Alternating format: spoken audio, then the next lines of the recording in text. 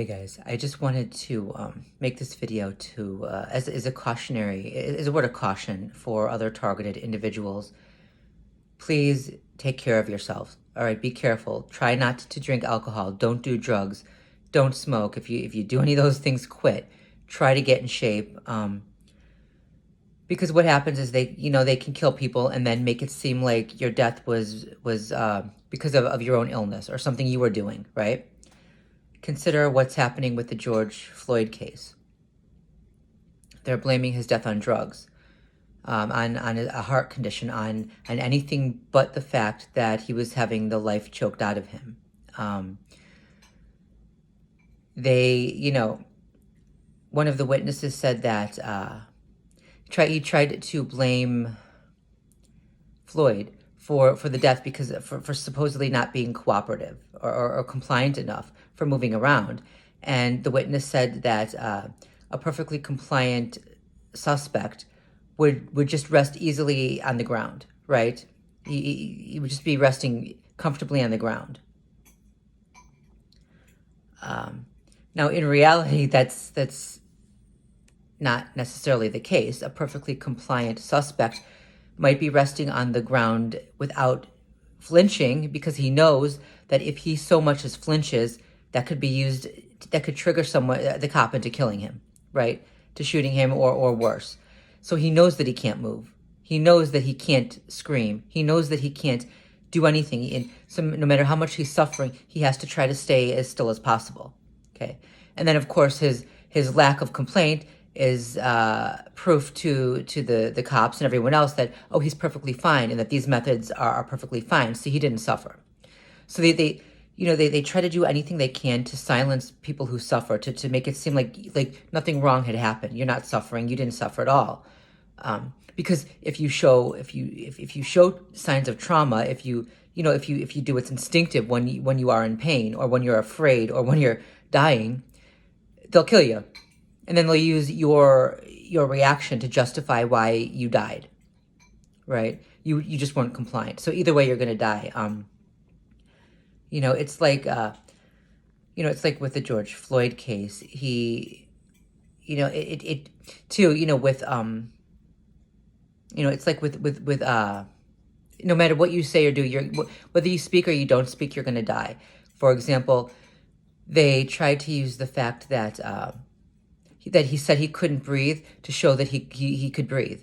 Now, in reality, when someone is having a very difficult time breathing, sometimes they're having such a hard time breathing, they can't say, hey, I'm having a very difficult time breathing, and if this gets much worse, I'm not going to be able to breathe at all. All they can do is gasp out a quick, I can't breathe.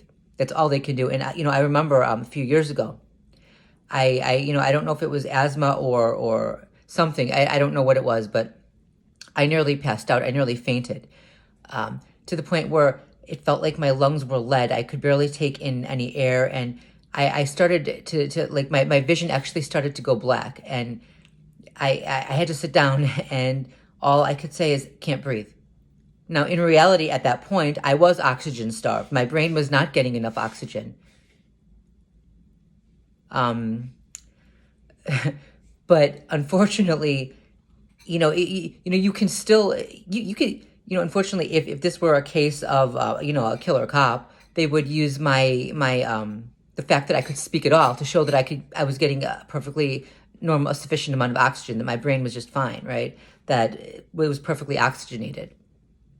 And it's terrifying. It's terrifying because if you are under the boot of some cop or anyone, right, and you're suffocating and your breathing is getting more and more difficult, you have two options. You don't tell them, and of course you die because you can't, your breathing is getting harder and harder, and if they don't get off you, at some point you're not going to be able to breathe at all, okay, and you die. But if you do try to tell them, then they use the fact that you can speak at all to prove that you're perfectly fine and you can breathe. So you're damned either way.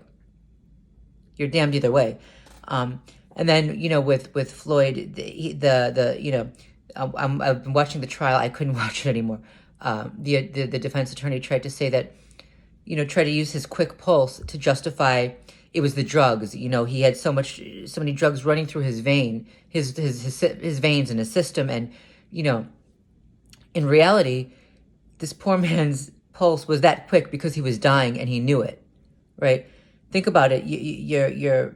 Someone is killing you. Your breathing is getting worse and worse. There's nothing you can do to make them stop. You are dying. You're going to be panicking. Your pulse is going to quicken. This is what happens when someone knows that they are dying. Okay.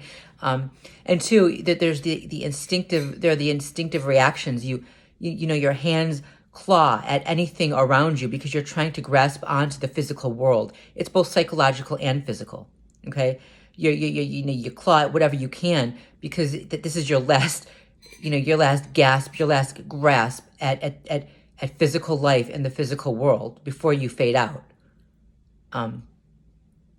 Dying is not a pleasant thing unless you're so drugged up you don't know what's happening. Now, or if you're out of it, maybe you're comatose or something. But George Floyd was perfectly mentally there. He knew what was happening to him.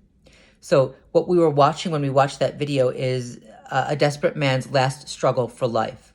But that struggle was then used to justify why he died to begin with. It's really perverse. It's really perverse. And, what do you do in a situation like that? Now, when it comes to targeted individuals, we're screwed. We're screwed because, we know what they're doing. They're waging psychological, whoever's doing it. I don't, I keep saying, oh, it's this group. It might be that group. I don't know. But just when I think it's one group, it looks like it might be another. I don't, maybe the world governments, I don't know. But we know that they're waging warfare on us. Physical, psychological, emotional, spiritual, right? Social, of course. They're waging warfare on us in every way.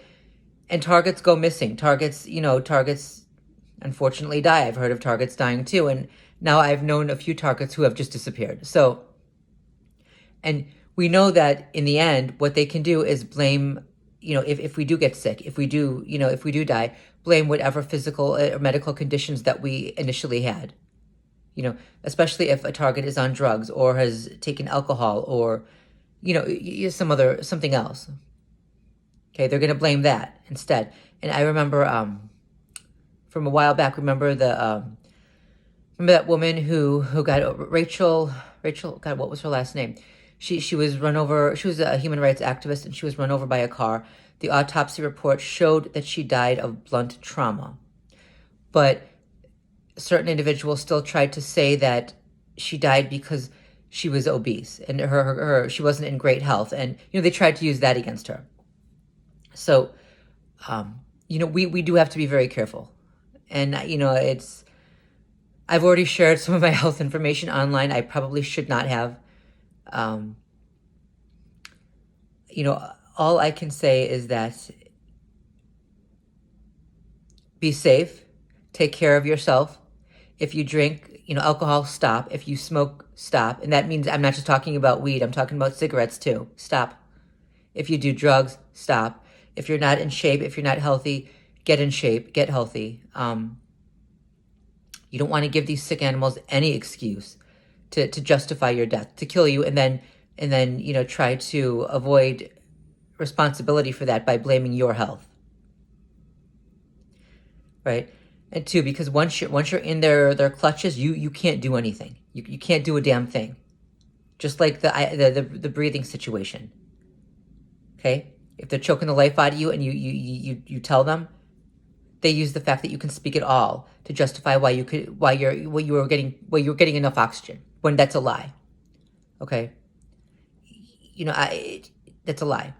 But if you don't say anything, which is the only other option in that situation, then you're going to die anyway because they're not going to stop. You can't then, let them know what's happening. You can't inform them. So they're going to keep doing what they're doing until you die. You die either way.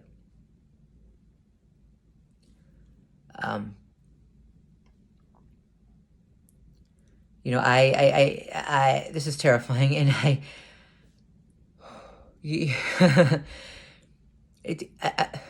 can't even speak. I can't.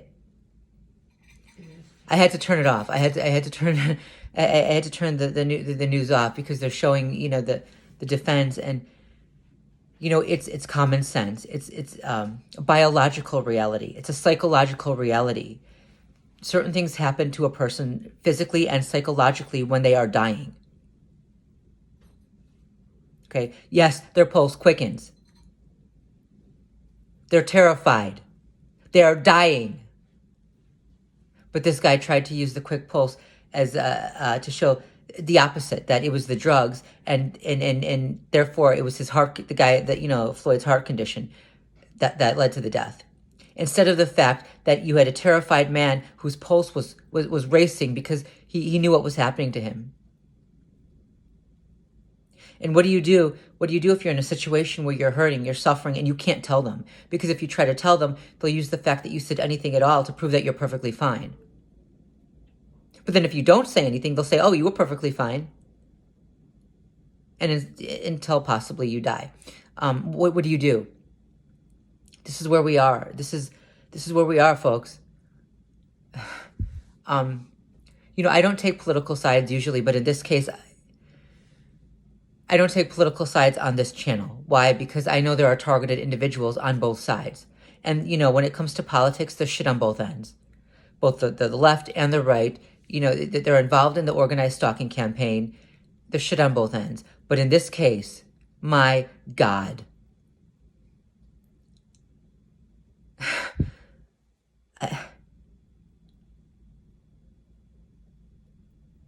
Just take care of yourselves, okay? Be safe. Don't give these sick fucks any opportunity to harm you and then blame that harm on your own physical condition and any inherent medical condition or something that you've done. And I say this, only to a certain extent, obviously. You can, if you drink, you can stop drinking. If you smoke, you can stop smoking. If you're taking drugs, you can stop taking drugs. If you have weight issues, as hard as that can be, you can change it. As hard as all of that can be, you can change it. But if you do find yourself under the shoe of one of these lunatics, and to be honest, most cops are wonderful people. They're hardworking, brave men and women who only do good for humanity. But if you're unlucky enough to end up at the receiving end of the anger and rage of a killer cop, there's not much you can do to get out of it.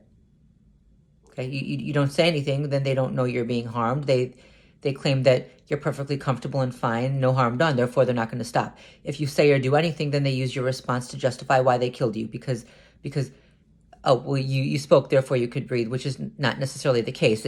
If you're speaking to tell someone you can't breathe, it just means your breathing is getting worse and worse and worse, and you need them to stop doing what they're doing, or you won't be able to breathe for much longer. They don't get that. And this is basic common sense. A savage animal in human flesh, though, does not have much common sense. They don't understand biology. They don't understand psychology. And you can't reason with unreason. You can't rationalize with people who are irrational.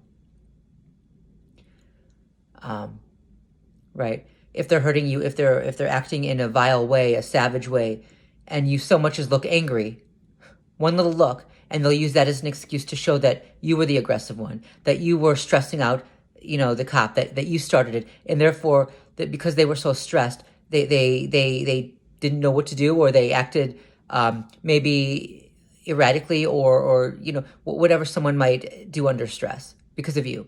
So now, as they're abusing you and harming you, you have to just literally maintain a flat affect, right? You can't speak, you can't flinch, you can't make any facial gestures, you can't even breathe, because anything you do will be used against you, will be twisted on you to show why you were the cause of your death or your injury. Folks, we can't allow this anymore. And targets of organized stalking, be careful. Please be careful. Take care of yourselves. That's all.